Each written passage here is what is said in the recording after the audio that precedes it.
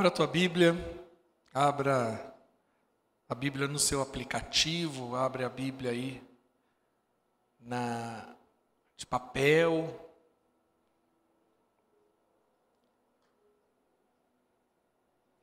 Deixa eu dar uma dica aqui para a igreja. Eu estou vendo os irmãos tudo no fundo, mas eu entendo todos os ambientes da igreja. O ambiente mais arejado do culto é aqui na frente, tá? Só para os irmãos entenderem. Aí atrás é mais quente do que aqui na frente, porque aqui pega diretamente ali. Então, só uma dica, caso você que está nos dias de calor aqui da nossa igreja, essas 4, 5 primeiras fileiras, elas são as mais agradáveis de temperatura, por conta do sistema ali que pega diretamente.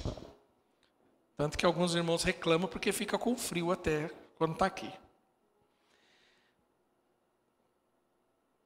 Romanos capítulo 8.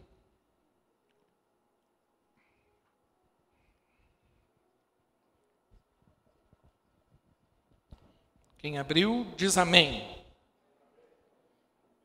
Vamos orar, pedindo ao Senhor que fale conosco.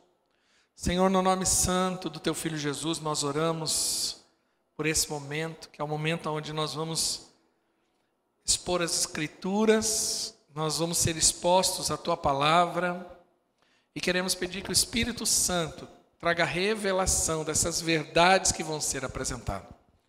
Que essa palavra traga libertação, cura, transformação. Que essa palavra gere avivamento, despertamento, fé. E que toda resistência, seja ela natural ou espiritual, caia por terra agora. E que o Teu Espírito Santo tenha liberdade para operar enquanto a mensagem é pregada. E que Teu nome, Senhor, seja glorificado. Em nome de Jesus. Amém.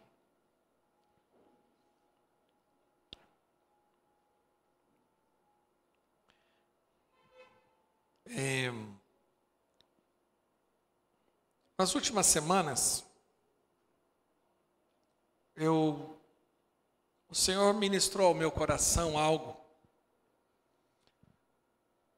E o Senhor foi falando a respeito de um assunto comigo e eu fui aprofundando nisso. Então eu fui pesquisar, fui meditar, e eu quero falar sobre isso hoje. Eu quero compartilhar com a igreja uma palavra que eu tenho convicção, da mesma forma que foi de manhã, ela será uma palavra transformadora. O tema dessa mensagem é: deixei de ser órfão, porque agora eu sou filho. Mas ela poderia também ser: vencendo o espírito de orfandade. Eu quero falar sobre esse assunto hoje, porque eu tenho percebido muitas pessoas que estão sob a influência desse espírito de orfandade. O espírito de orfandade ainda define muito a respeito da sua identidade, da sua vida. Então hoje é um dia de libertação. É um momento chave para a sua vida. É uma oportunidade que Deus está nos dando. E eu quero que você abra o teu coração para isso. No capítulo 8 do livro de Romanos,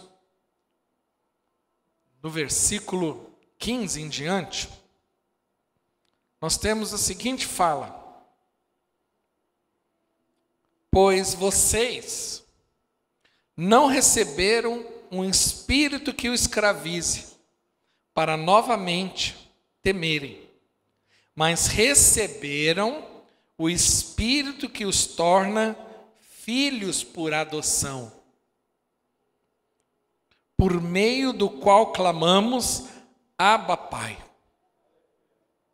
A expressão Abba, Pai, Abba quer dizer pai em hebraico, mas é uma expressão de um pai carinhoso, paizinho querido, de quem tem intimidade, de quem tem proximidade. Versículo 16: o próprio Espírito, aí está com letra maiúscula, quer dizer que é o Espírito Santo, testemunha ao nosso espírito, aí está com letra minúscula, se a sua Bíblia tem essa diferença, porque é o Espírito de Deus testificando no meu espírito que somos filhos de Deus.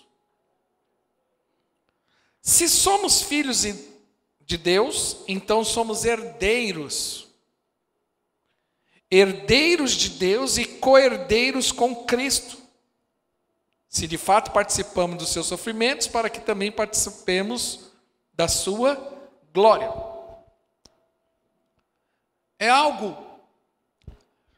extremamente importante na vida cristã você entender a sua verdadeira identidade.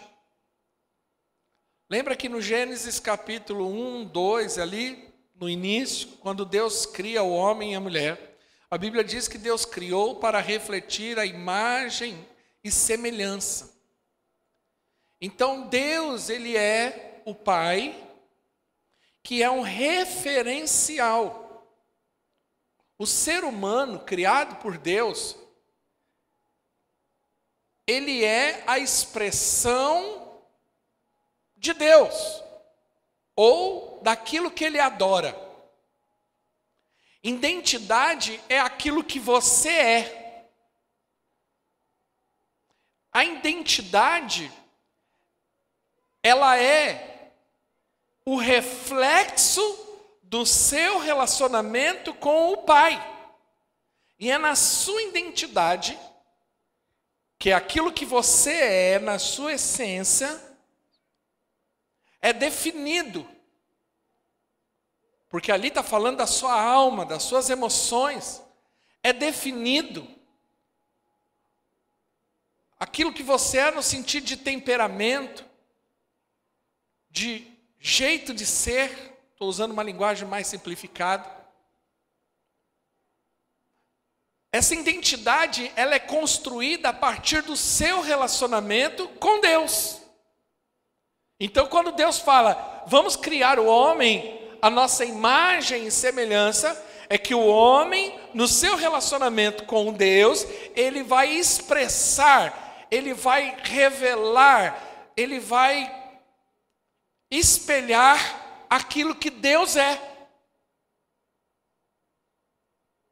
Porém, todos nós sabemos que o que aconteceu no Éden? O pecado. Quando a mulher e o homem pecaram, a Bíblia diz que eles foram destituídos da glória de Deus. Romanos capítulo 6 diz isso.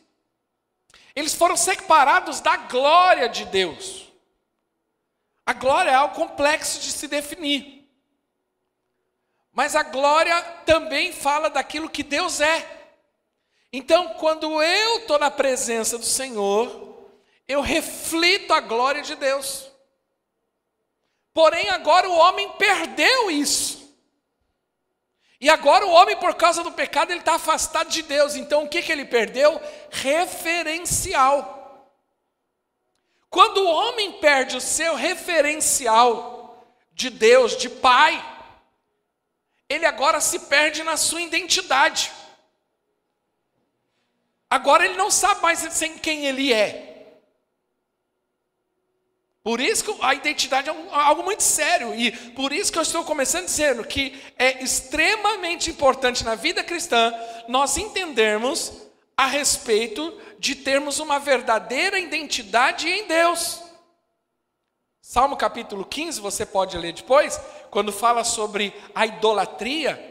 E o grande perigo da idolatria é que o Salmo capítulo 15 diz que você se torna aquilo que você adora.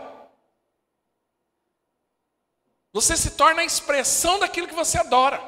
Exemplo, quem adora dinheiro, mamon, só fala de dinheiro. Pastor, mas falar de dinheiro é problema? É ruim? Não. Mas você fala daquilo que o seu coração está cheio. Quando a pessoa abre o coração, é fácil identificar quem é o Deus dela. Se ela adora um problema, porque tem gente que adora, ela é prostrada ao problema, ela só fala do problema. E a Bíblia diz que você se torna igual, em alguma medida, porque você expressa a sua identidade, ela é definida pelo seu objeto de adoração. Quantos estão entendendo? Diga amém. Importante você ter esse raciocínio aqui, esse entendimento.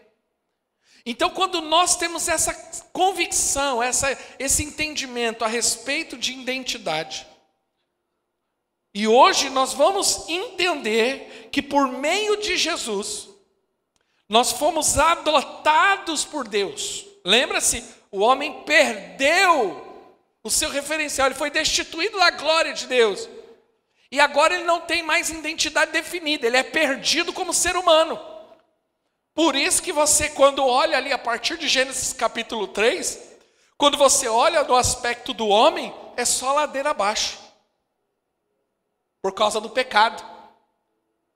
Porque agora o homem perdeu seu referencial. Aí o homem agora ele começa numa saga de querer buscar e preencher. Então ele começa a tentar fazer de tudo para tentar preencher esse vazio existencial que ficou por conta agora dele não estar mais perto de Deus. Aí entra religião, entra poder, entra dinheiro, entra sexo na história. É a tentativa do homem de tentar preencher isso. Porque agora o homem tem um vazio existencial, um buraco dentro de si. E ele não consegue mais se definir. Ele vive em crise. Ele já não sabe quem ele é mais. Qual é o seu propósito de vida? Por que eu existo? Qual que é o meu propósito existencial? O homem se perde aí, a partir desse momento. Agora, em Cristo, a Bíblia diz que eu fui adotado. E agora eu me tornei filho de Deus. E agora nós precisamos mudar a nossa mentalidade conforme essa verdade. Porque se nós não tivermos esse entendimento e uma mudança de mentalidade, muitas vezes vamos estar dentro da igreja, dizemos que adoramos a Deus, mas nós temos uma identidade errada ainda que não foi transformada. Quem está entendendo, diga amém. Então a primeira coisa que você precisa aprender hoje é que Deus é Pai. É interessante que quando você lê os evangelhos, você percebe que o propósito de Deus em Cristo e o propósito de Cristo é manifestar essa nova realidade que Cristo trouxe. Então vou dar alguns exemplos, 2 basicamente. Quando Jesus vai se batizar e começar o ministério dele, você vai pegar isso em Mateus capítulo 4, capítulo 3, no finalzinho do capítulo 3, a Bíblia diz que o céu se abre. Jesus não tinha feito nada ainda, ele ia iniciar o ministério dele. Ele não tinha feito nada ainda. Mas abre o céu e a Bíblia diz que vem uma voz, e a voz diz: esse é o meu filho em quem eu tenho prazer. Fechado. Veja, a única coisa que Jesus precisava saber quando ele iria começar o ministério é que ele era filho. Entenda isso. Todas as orações de Jesus, tirando apenas uma vez na Bíblia, que Jesus orou a Deus, se referindo a Deus como Deus, foi a oração que ele fez na cruz: Deus meu, por que me desamparaste?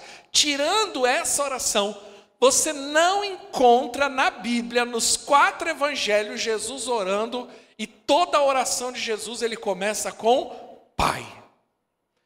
Como começa a oração modelo? Pai nosso. Isso era um escândalo para o judeu, mas por que Jesus propositalmente ora e ele começa a oração dizendo que Deus é Pai?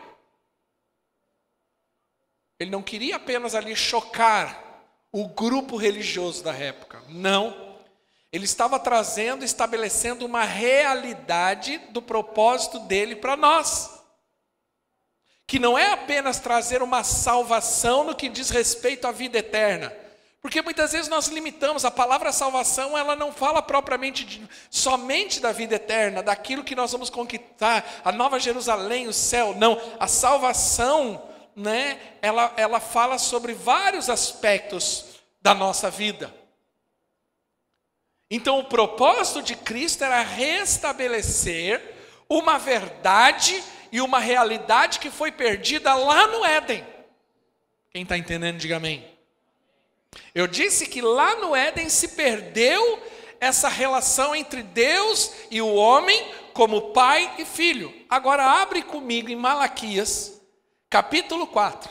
Malaquias é o último livro do Antigo Testamento.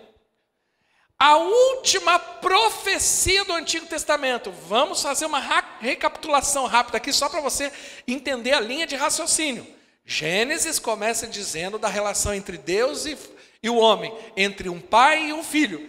O filho decide pecar, e por consciência o filho pecou, e agora ele se perdeu na sua relação com o pai.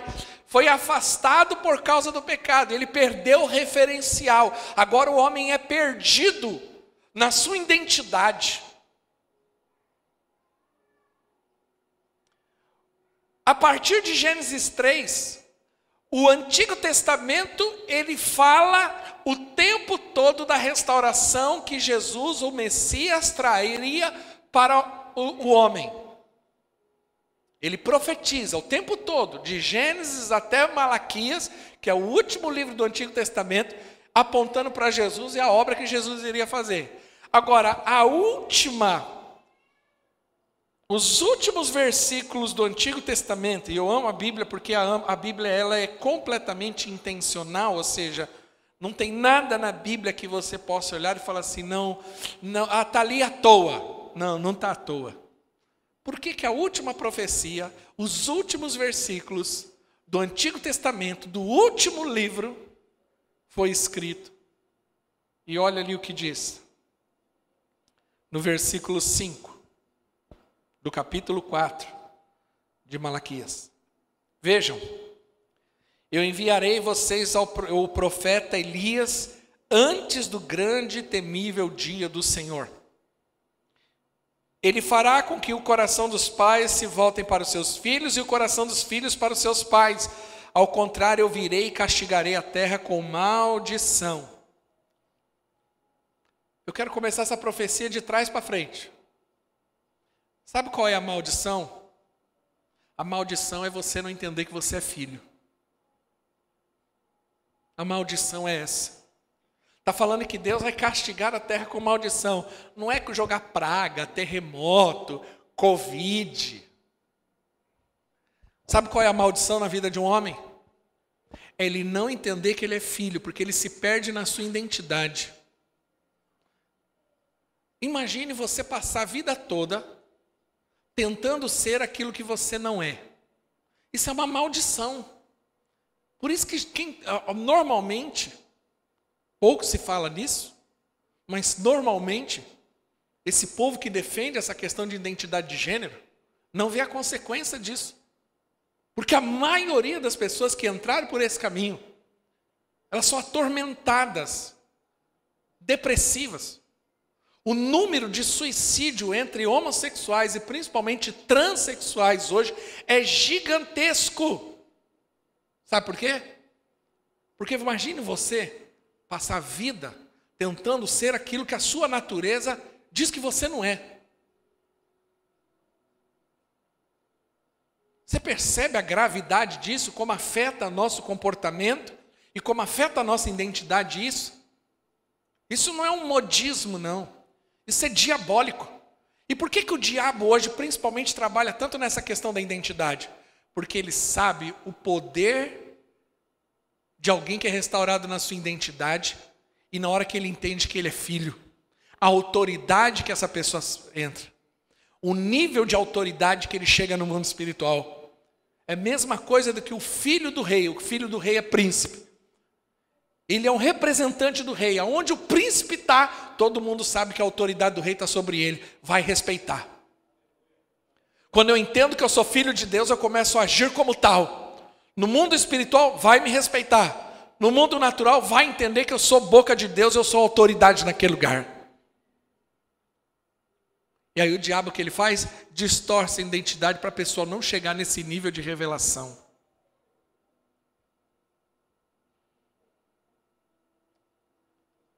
A Bíblia diz que a profecia é: eu vou, versículo 6, ele fará com que os corações dos pais se voltem para os seus filhos e o coração dos filhos seus pais. E no versículo 5 diz, ele vou enviar o profeta Elias. Mas espera aí, o profeta Elias já tinha vivido e morrido. Então Deus ia enviar quem? Porque Deus não é a favor de mediunidade. Deus não é a favor da reencarnação. Hebreus 9, 27. Só tem uma vez para a morte, depois disso é juízo. A pessoa não morre e volta, morre e volta, morre e volta. Então, peraí, Deus vai enviar o profeta Elias? Se o profeta Elias já tinha acontecido, já tinha morrido até? Deixa eu te falar uma coisa. A profecia é o seguinte: Deus enviaria o espírito do profeta Elias. Mas por que o Elias? Porque o avivamento que Deus está prometendo aqui, na última profecia do Antigo Testamento, seria um avivamento de paternidade. A restauração da paternidade no coração do homem. Quem está entendendo, diga amém. E por que o profeta Elias seria enviado? Porque o profeta Elias foi o único profeta do Antigo Testamento que teve um filho espiritual que se chamava Eliseu. Então Deus está apontando que o mover de avivamento seria um avivamento de paternidade. Que Deus iria restaurar a paternidade e o relacionamento entre Deus e o homem, entre o pai e o filho. E que agora nós entenderíamos que Deus nos transformaria em filhos. Quem está entendendo, diga amém. Agora, o problema é que a orfandade, ela faz a pessoa ter uma vida distorcida. E ela não consegue compreender na sua identidade quem ela é. Toda pessoa que está debaixo da influência desse espírito de orfandade, ela vive uma vida completamente distorcida, longe da vontade de Deus. E às vezes está dentro da igreja, mas ela ainda não foi restaurada na sua identidade. E ela ainda não foi liberta dessa influência desse espírito. Agora, esse espírito, eu não estou dizendo que é um demônio, mas eu estou dizendo que é uma mentalidade. Por isso que nós precisamos ter a nossa mentalidade mudada, para que as coisas mudem na nossa vida. Quantos estão entendendo, diga amém. Então, quais as características de alguém que está sobre o espírito, sobre a influência desse espírito de orfandade? Ou sobre uma mentalidade de orfandade? Porque às vezes a gente coloca como espírito, a gente acha que é algo exterior, mas às vezes é a mentalidade de orfandade que define a identidade. Quais as características de quem está sobre essa influência? Primeiro, essa pessoa se relaciona com Deus como empregado e escravo. O órfão, ele trabalha para Deus, mas o filho, ele trabalha com Deus. Lucas capítulo 15, abre as escrituras nesse texto. Nós temos a história do filho pródigo. E o interessante nessa história, é uma parábola que Jesus contou, que conta a história de um pai que tem 2 filhos.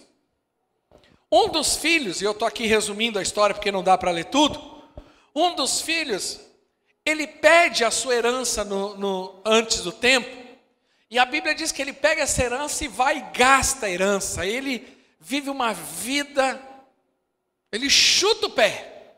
Chuta o pé não, ele chuta o balde, né? Ele não chuta o pé, chuta o balde. E a Bíblia diz que ele passou por uns maus bocados, se arrepende e volta pedindo perdão para o pai, dizendo: pai, eu pequei contra o céu e contra ti, eu não sou digno, mas eu quero voltar. E o pai o recebe com festa, todo mundo conhece a história, e a Bíblia diz que o pai manda matar um cordeiro, lá um animal, e faz um churrasco, faz uma festa, chama todo mundo para a festa. Só que nesse momento aparece um outro personagem da história, o irmão desse rapaz, que está lá, diferente do irmão inconsequente, irresponsável. Esse irmão é responsável, está lá trabalhando, ajudando o pai, cuidando das coisas do pai, fazendo tudo certinho, fazendo tudo como o pai pediu, e ele está lá trabalhando. Mas quando ele descobre que o pai está fazendo uma festa para o irmão que tinha ido embora e voltou, esse irmão fica indignado, fica louco da vida e fala: meu pai está de palhaçada. Vamos ler esse texto só para você entender. Lucas capítulo 15, versículo 29 e 31 ao 31 diz assim. Vamos no 28. O filho mais velho encheu-se de ira. Vamos para o versículo 25. Enquanto isso, o filho mais velho estava no campo. Quando se aproximou-se de casa, ouvindo a música e a dança, então chamou um dos servos e perguntou-lhe: o que está acontecendo? Esse lhe respondeu: seu irmão voltou, seu pai matou o novilho gordo, porque o recebeu de volta são e salvo. O filho mais velho encheu-se de ira e não quis entrar. Então seu pai saiu e insistiu com ele. Mas ele respondeu ao seu pai: olha, todos esses anos tenho trabalhado como um escravo ao teu serviço e nunca desobedeci às tuas ordens. Mas tu nunca me deste nenhum cabrito para festejar com meus amigos. Mas quando volta para casa esse seu filho, que esbanjou os teus bens com as prostitutas, mata o novilho gordo para ele. Olha a indignação desse irmão. Peraí, pai. E quem olha no primeiro momento fala assim: poxa vida, era até justo o irmão reclamar. Porque o irmão falando: olha, eu estou trabalhando e eu trabalho como um escravo. Você percebe que mesmo que eles estavam na casa do pai, eles não sabiam ser filho. Tanto um como o outro. Nessa história, você percebe uma mentalidade de orfandade, tanto em um como o outro. Mas eu quero me ater somente nesse irmão aí, que é o irmão do filho pródigo. Não tem nome, mas é o irmão do filho pródigo. Porque a posição dele é essa. Eu estou aqui trabalhando, mas eu sou um escravo, porque ele não se enxergava como filho. Porque quem está sobre o domínio desse espírito, dessa mentalidade, ele se relaciona com Deus dessa forma. Ele faz as coisas. E ele às vezes faz bem. Ele é envolvido, ele é comprometido, ele é responsável. Mas o relacionamento dele é o seguinte: estou fazendo para Deus. Mas ele não faz com Deus. Ele não estava preocupado com a felicidade do pai. Ele estava preocupado com a injustiça que ele achava que estava sendo injustiçado. E é assim que muita gente se relaciona com Deus. Ele quer fazer as coisas para ser aceito. Ele quer fazer as coisas, não, eu faço, eu dou meu dízimo certinho, eu vou no culto, olha, eu não falo palavrão, eu sou certinho, e aí, olha, por causa disso, eu mereço. Mas você percebe que ele não está preocupado com o relacionamento com o pai, ele está só preocupado em comportar direito. Se eu estou me comportando direito, eu estou cumprindo a cartilha evangélica pentecostal, então, eu sou merecedor. E aí quando as coisas não andam do jeito que a pessoa acha que deveria andar, quando ela não é abençoada como ela acha que deveria ser abençoada, ou quando alguém que não cumpre a cartilha é abençoado e ela não é, ela fica completamente indignada, porque é assim que muita gente se relaciona com Deus. Sabe o que é triste? A identidade desse filho era baseada no que ele fazia e não no que ele era. O problema é quando nós baseamos a nossa identidade naquilo que nós fazemos e não naquilo que nós somos. Eu quero até aqui dar um alerta para a igreja, porque às vezes no dia a dia, no inconsciente coletivo da igreja, a gente ouve certas coisas que tem às vezes até a início uma certa palavra de E você fala assim, aí quando você presta atenção, você fala assim, olha como é diabólico essa fala. Há muitas pessoas que às vezes servem na igreja, em um ministério, como líder, tocando, cantando, fazendo alguma coisa, uma atividade na igreja, mas ela faz isso porque a identidade dela é baseada nisso. Você conhece alguém que estava servindo na igreja, mas depois que saiu do ministério deixou de ser crente? Você conhece alguém? Não precisa levantar a mão, não precisa apontar, mas você conhece? O que explica isso? Explica que essa pessoa estava baseada na sua identidade, naquilo que ela fazia, não naquilo que ela era. Então, enquanto eu sou guitarrista, eu vou dar o exemplo dos meus guitarristas que são abençoados aqui, e é só um exemplo, enquanto eu toco guitarra, eu sou crente.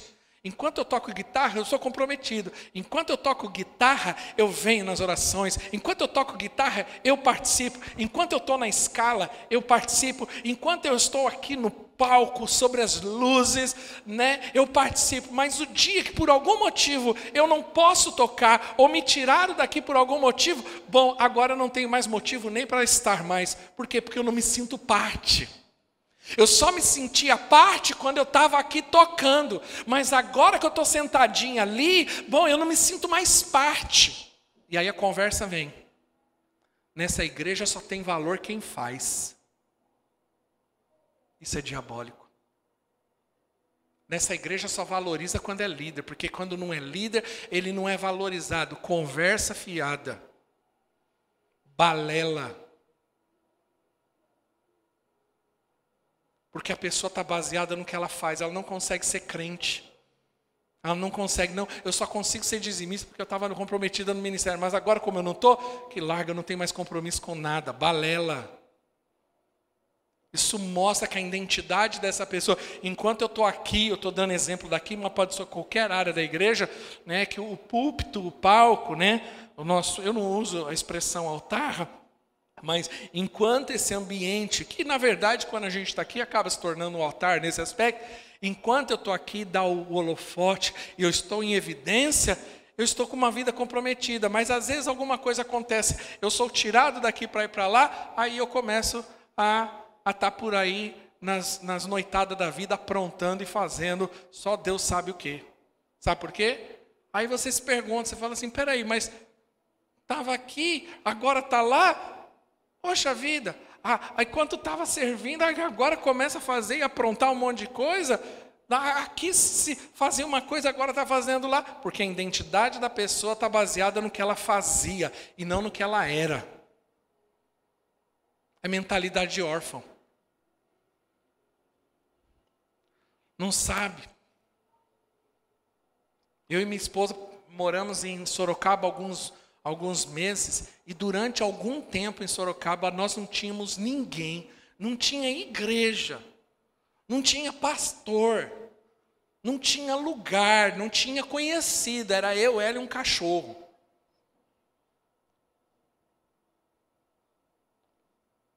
E nem por isso deixamos de ser crente, de dar testemunho, de orar, de servir a Deus, de viver em santidade. Nosso casamento não ficou pior, não separei, não traí, ela não me traiu, não pus foto de só Deus sabe lá na internet, porque na época nem tinha essas coisas ainda, tão como tem hoje.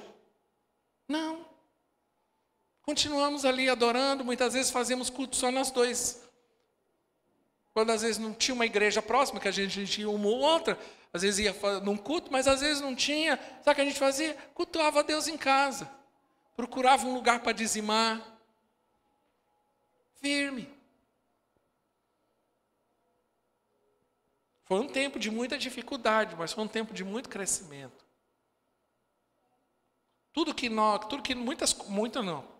Mas muitas coisas que nós vivemos como prática de igreja hoje, prática de igreja, metodologia de igreja, ela foi gerada nesse tempo em que eu não tinha nenhum lugar. Eu sentado numa estante, que eu adaptei como escrivaninha, e com a Bíblia aberta, e um caderno aberto, e livro aberto, e escrevendo tudo. Eu tenho anotado, todas essas anotações eu tenho até hoje. Isso faz 16 anos, 17 anos praticamente da minha vida. Nós dois sozinhos, orando. Passamos uma das piores fases da nossa vida. Continua firme no Senhor. Passamos fome, passamos privação, cortou água, cortou luz, cortou gás, perdeu um nenê, um aborto. Minha esposa foi parar no hospital porque precisava fazer a curetagem. A gente estava tão duro, mas tão duro, mas tão duro, mas tão duro, que a pasta de dente, eu conto isso como testemunho para a glória de Deus. Eu não tinha dinheiro para comprar uma pasta de dente. Aí eu peguei, pus um pouquinho num plastiquinho em casa e levei o restinho da pasta para ela ficar no hospital sozinha para fazer uma curetagem e ficar mais um dia internado. Mas isso não abalou a nossa fé. Isso não mexeu no nosso cristianismo. Porque isso não afetou a nossa identidade. Porque a nossa identidade não está baseada no que eu faço, mas naquilo que eu sou. O que eu faço é uma expressão de gratidão, de maturidade daquilo que eu sou. Quem está entendendo, diga amém. Segunda coisa, só para encerrar esse assunto, porque eu acho que eu preciso fechar. É interessante que nesses dias eu percebi isso claramente, porque enquanto o Senhor vai ministrando no meu coração o assunto, eu fico atento e eu percebo algumas coisas como Deus fala comigo nessa forma. Porque a gente está sempre à procura de um pai. E quando isso nos falta, a gente tenta colocar outra coisa. É como na política. Eu estava assistindo um documentário sobre a história do Brasil. Eu até oriento que os irmãos assistam. Acho que todo mundo deveria assistir. No Brasil Paralelo tem a história do Brasil e tem lá um momento chamado Era Vargas. Você precisa assistir, aquilo lá todo mundo precisa assistir aquele negócio. E aí das pessoas falando, fala assim, sobre o problema político do Brasil, que você acha que você está vivendo hoje. Isso aqui já acontece desde 1888. Desde quando o Brasil é Brasil. Isso não vai mudar. Infelizmente, não porque eu estou declarando. Porque a realidade do nosso país, só Deus pode mudar isso. Mas aí um dos caras fala assim, sabe por que o Brasil ele sempre cai no mesmo erro? Ele falou, o Brasil não precisa de um Messias, o Brasil está sempre atrás de um pai, porque o país é órfão. Era um documentário comum, não tinha nada de cristão, mas ele falou assim, o brasileiro é um povo órfão. Por isso que ele está sempre querendo alguém que seja uma figura que corresponda a um pai. Está sempre atrás de uma figura paterna, um salvador nesse aspecto. E os políticos acabam se apropriando disso e acabam se colocando como isso. Tanto que alguns se colocam como o pai do pobre. Mas sabe o que é interessante? Que quando o filho pródigo peca, você vai olhar no Lucas capítulo 15, quando ele volta para casa, ele fala assim, pai, eu pequei contra o céu e contra o Senhor. Quando o filho quer a relação dele restaurada, ele reconhece contra quem ele pecou. Ele não arranja subterfúgio e não coloca uma segunda coisa nessa história. Por que eu estou dizendo isso? Esses dias conversando com uma pessoa, e essa pessoa me dizendo por que ela estava saindo da liderança, justificando por conta de um pecado. Há um tempo atrás essa pessoa me contou isso. Aí ela falou assim, pastor, me perdoa porque eu pequei contra a igreja, pequei contra o Senhor, né? No meu caso, pequei contra a visão da igreja, e na hora eu corrigi e falei, não fale isso, está errado. Porque se você está dizendo que você pecou contra a igreja, a solução do seu problema é sair da igreja. E é essa a solução que muita gente tem. Porque a vergonha dela é com a igreja. Mas ela continua não entendendo que ela pecou é contra Deus. Se eu peco contra a igreja, contra a visão estabelecida na igreja local, qual é a minha solução para resolver o problema de acusação? Elimina a igreja, mas eu continuo no pecado. É exatamente o modus operandi que todo mundo, ou boa parte, faz. Peca, culpo a igreja, ou acho que é a igreja, eu elimino essa questão igreja da minha vida, mas continuo no mundo do pecado. Mas agora com a alma aliviada, porque o meu problema era com a igreja e não com Deus. Deus continua me amando, e continua mesmo.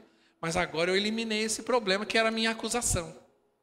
Olha como é diabólico o espírito de orfandade, porque a característica do órfão é sempre o vitimismo. A característica do órfão é sempre encontrar o culpado. A característica da orfandade é a imaturidade.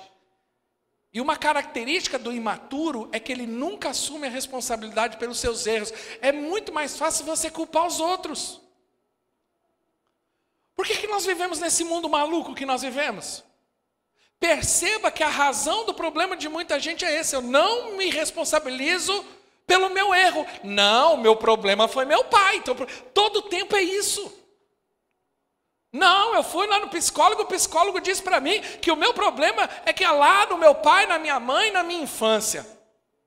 Você pega os pais hoje, o que os pais estão fazendo?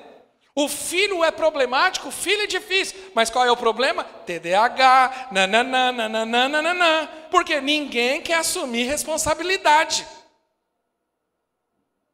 Isso é característica de uma geração imatura, que sempre quer colocar a culpa nos outros.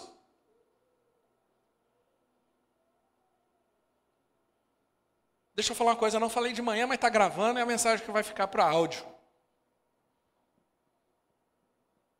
Você sabe por que o Brasil está passando o que está passando com tudo isso que a gente está vendo de política?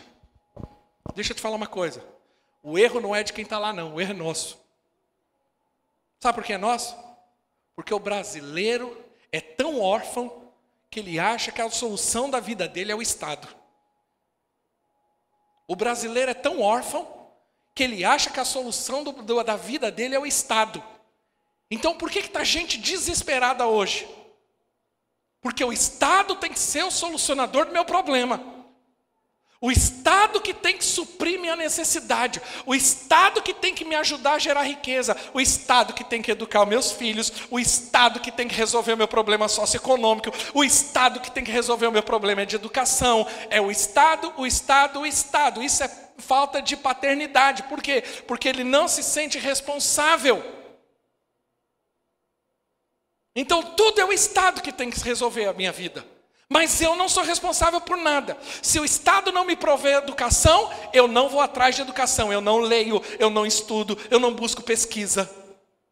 Se o Estado não educar o meu filho, eu não posso educar o meu filho, porque eu não tenho tempo. Se o Estado não resolver o problema, e aí qual que é o problema de muita gente? Joga agora para a igreja. É a igreja que tem que resolver o meu problema. É a igreja que falhou comigo. É o pastor que deixou. É o líder que deixou. É a igreja que deixou. Por quê? E isso é característica de uma orfandade.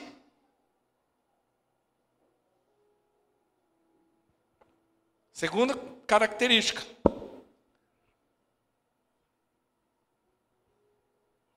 Você não tem destino. A pessoa que está sobre a mentalidade da orfandade, ele não tem identidade. Por quê?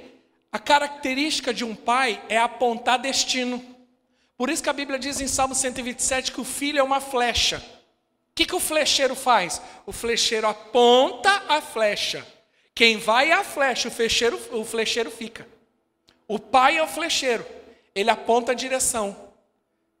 Agora, se a flecha não tiver o flecheiro, a flecha não sai do lugar. A flecha não atinge o alvo. Aquele que tem problema de orfandade, ele tem problema de falta de destino. Ele não tem direção, uma pessoa perdida na vida.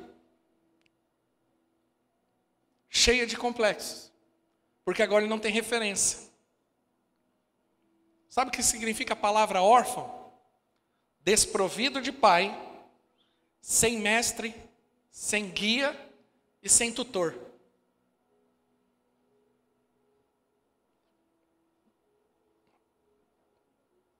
Por isso que Paulo deixa claro isso.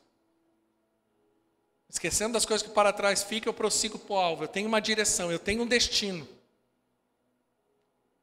Qual que é uma das primeiras coisas que acontece na vida de quem tem a questão da paternidade resolvida em relação a Deus?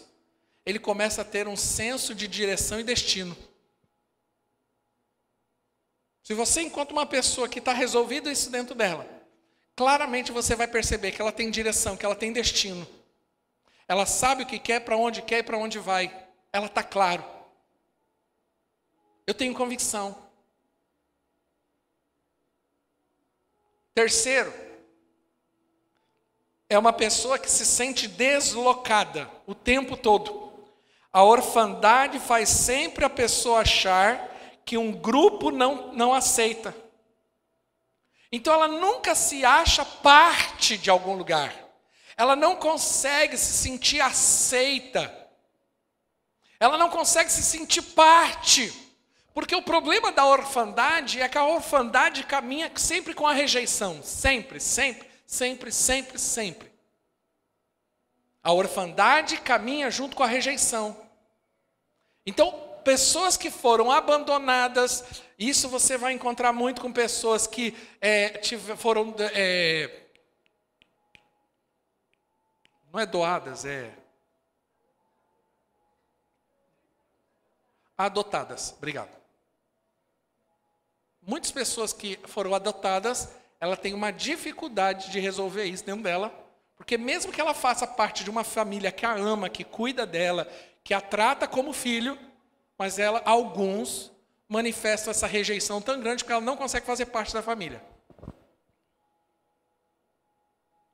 Eu tratei de uma pessoa alguns anos atrás que o pai e a mãe adotivo, cuidando dela desde criancinha, amavam, deram a vida por aquele rapaz, mas aquele menino não conseguia resolver a questão de rejeição na vida dele. A pergunta dele é: por que o meu pai e minha mãe me abandonaram? Ele não conseguia desfrutar do amor do pai e da mãe adotivo, porque a rejeição dele era tão grande, e até hoje eu vejo, eu encontro ele na rua, ele está sozinho, perambulando, até hoje. Não casou, não se relacionou e vive só. Porque a marca da orfandade na vida de alguém. Ele não se sente parte. Ele não consegue se relacionar. Ele precisa vencer o espírito de rejeição. Ele é o tipo de gente que fala o tempo todo: ninguém gosta de mim, ninguém me ama, ninguém me aceita. Ele sempre tem uma reclamação nesse aspecto. Ele sempre vive em busca de aceitação dos outros. A aprovação dos outros é muito importante. E nessa hora, principalmente, os jovens são muito vulneráveis. É nessa hora que o jovem às vezes começa a se prostituir, a usar droga. Por quê? Porque para ser aceito no grupo, ele começa a se adequar à aprovação do grupo. Então as meninas, vou dar um exemplo, todo mundo está ficando, então eu vou ficar também. Está todo mundo transando, eu vou transar também. Não porque eu quero, não porque eu gosto, eu sei que é errado, mas para eu ser aceito no grupo, eu vou me submeter. Porque ela não tem identidade, ela não consegue falar não. Esses dias eu vi um número que me assustou. E é por isso que eu falo isso, e é por isso que eu tenho sido muito mais intencional na igreja, principalmente com os jovens. Eu espero que a nova geração de jovens, eu creio que eu vou colher mais frutos. Mas isso é um número geral. 70% dos jovens que são crentes e entram na faculdade, saem da igreja. 70%. Mas em nome de Jesus isso aqui vai mudar aqui. 70%. Mas você fala por quê? Jovens que estavam ali buscando ao Senhor, clamando ao Senhor, eram firmes no Senhor, adoradores do Senhor, tiveram experiências sobrenaturais com o Senhor, mas quando chegam, eles tiveram tudo isso, mas não tiveram a sua questão de identidade resolvida. Quando chegam no ambiente de faculdade, são facilmente enredados por uma mentalidade progressista, marxista, pela questão cultural, e aí eles abandonam a fé para poder seguir a Marx. A uma mentalidade feminista, progressista. 70%. Isso eu estou falando em números gerais. Quem deu esse número esses dias foi o Nicolas Ferreira. Quarto, uma pessoa que vive sobre o espírito de orfandade, ela tem uma carência crônica. E ela busca afirmação frequentemente. Ela tem carência crônica. O tempo todo ela está buscando afirmação e aceitação. O tempo todo ela tem dificuldade. E ela o tempo todo, a vida dela, o comportamento dessa pessoa, a maneira como ela se veste, a maneira como ela se relaciona, é tudo debaixo dessa influência, aceitação e afirmação.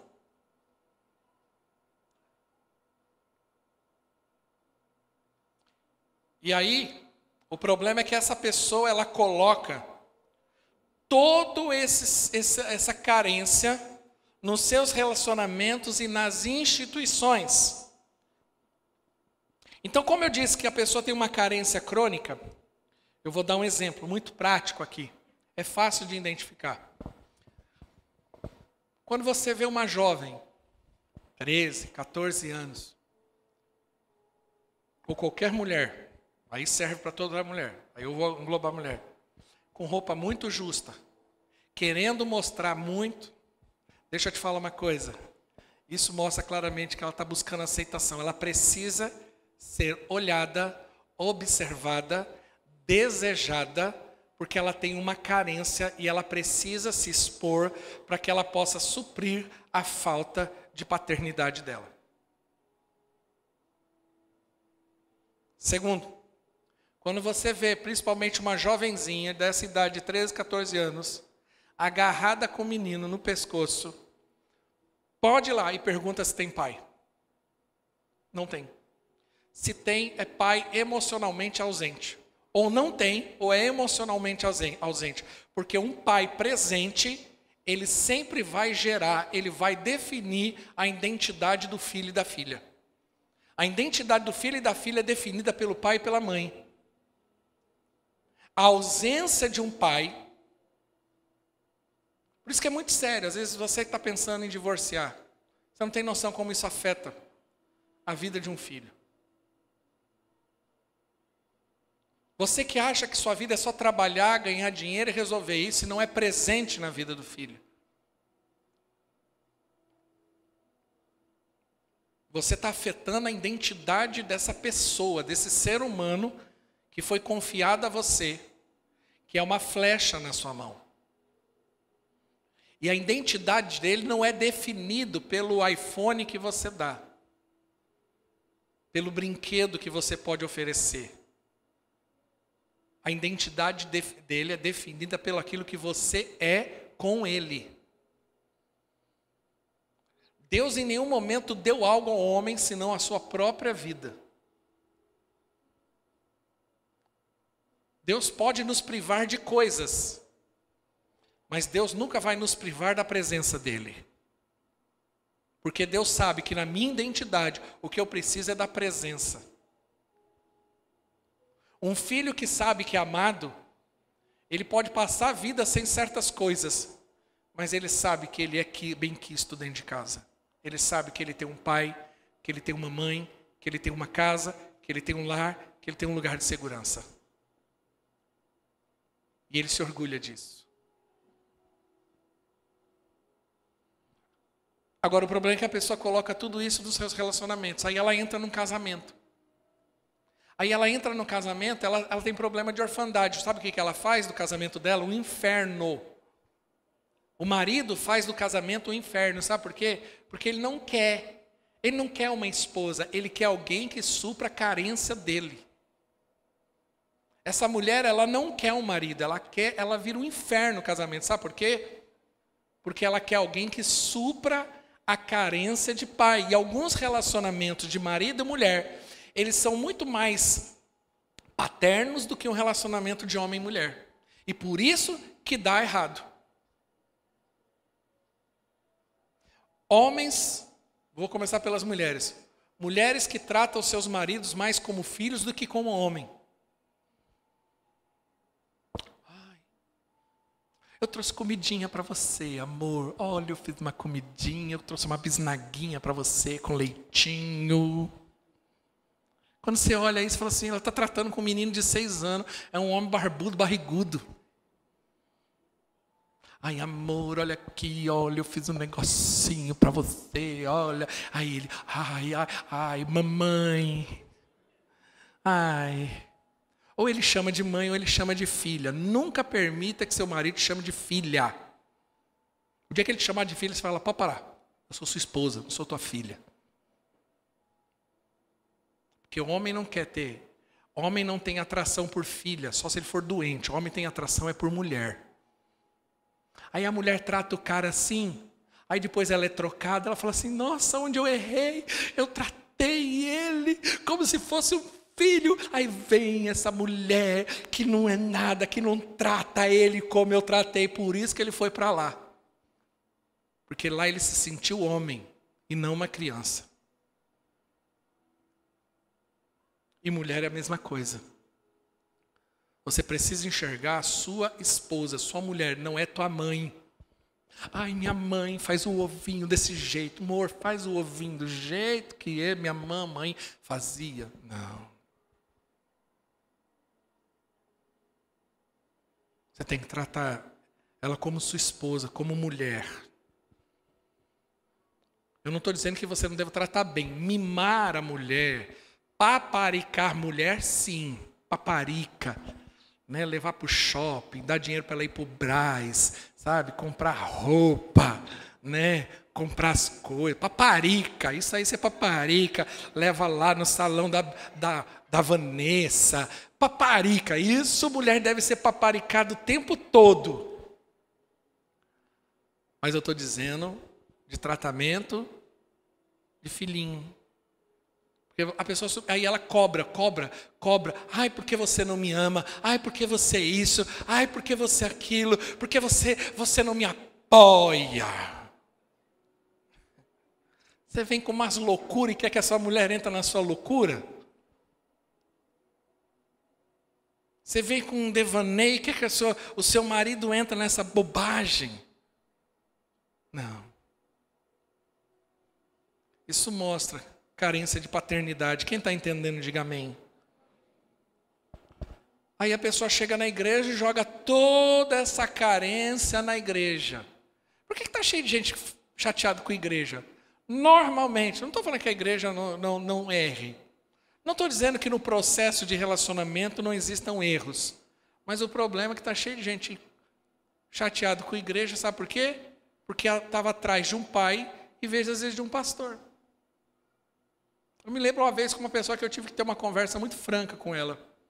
E a pessoa sentou e falou para mim, eu estou chateado com o senhor. Mas por quê? Porque, olha, e esse, aquilo outro, e ele veio e colocou uma carga em mim, porque você deveria cuidar de mim, porque você deveria me orientar, porque você, eu falei para ele, rapaz, para. Eu não sou teu pai não, sou teu pastor. Eu sou teu pastor. Eu posso ser paterno. Eu falei para ele, mas eu te falar uma coisa, quem tem filho com bigode é gato. Minha responsabilidade paterna tem nome, Rafael e Pietra. Com você, eu tenho compromisso de pastor. Eu tive que estabelecer ali um limite. Porque aí a pessoa achou que eu teria que ser pai e deixar de ser pastor. Mas pai no sentido de aprovação total. Faz o que você acha que deve fazer. Não, você tem que estar comigo. Você tinha que ir na minha casa fazer churrasco comigo. Você tinha que ir na minha casa fazer isso comigo. Pode parar, porque se cada um da igreja exigir isso de mim, o que será da minha vida? Um inferno. Imagine, se cada um quiser que eu vou na casa, coma, não que eu não vá, com prévia agendamento. Mas imagina, não, você tinha que passar. Eu esperava que você passasse na minha casa para a gente tomar um café e bater um papo. Eu não tenho tempo para isso não, e não tomo café. Nem gosto muito de café. Mas por quê? Porque a pessoa jogou toda a carência dela em cima dessa situação. E às vezes faz isso com a liderança. Faz isso com a igreja. Quinto. A pessoa que está debaixo desse espírito, ela enxerga a vida a partir da escassez.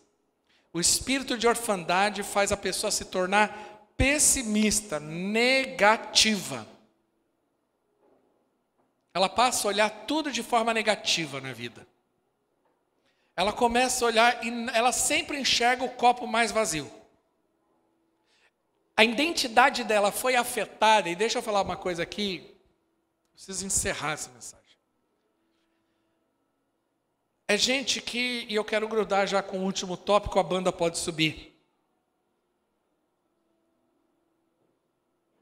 É gente que sempre está só e não permite que as coisas sejam concluídas. Ou seja, uma pessoa que está debaixo do espírito de orfandade, ela é negativa por conta do espírito de rejeição, ela tem dificuldade de desenvolver relacionamento, ela tem dificuldade de confiar em pessoas, porque pensa comigo, e eu não estou aqui julgando, eu não estou aqui condenando ninguém, eu estou aqui abrindo seus olhos.